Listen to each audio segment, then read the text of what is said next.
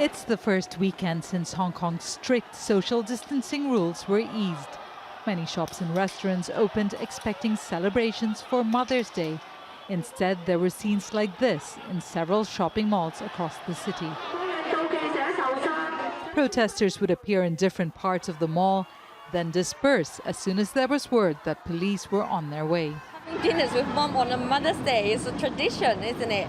So I find it really annoying, and I have no idea why the police are so aggressive. Protesters gathered spontaneously to chant slogans and sing, and in line with the day's theme, calling for independence for Hong Kong. The chants for independence are likely to provoke Beijing and the Hong Kong government, whom the protesters say have taken advantage of the coronavirus outbreak to crack down on the city's democracy movement. In the midst of the coronavirus, the government has imposed restrictions on gathering and turned it into a crackdown on freedom of assembly, not only for the human rights of citizens, but also for religious activities. I think this is a gross violation of human rights. Hong Kong has not had any new local infection of COVID-19 for nearly 3 weeks. On Friday, its government eased social distancing restrictions, increasing the number of people allowed to gather from 4 to 8. We have to spread in groups and flow as it moves.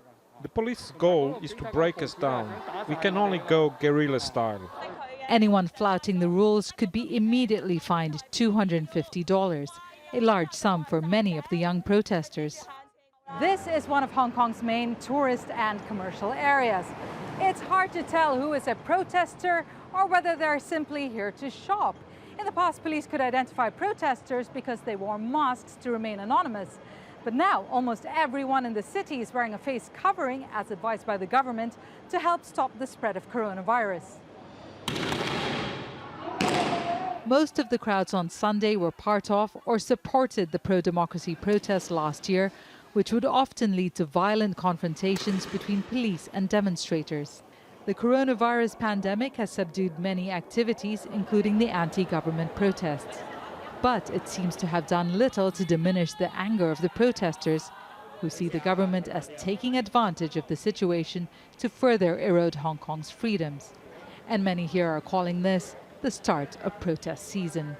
Devi Gopalan, Al Jazeera, Hong Kong.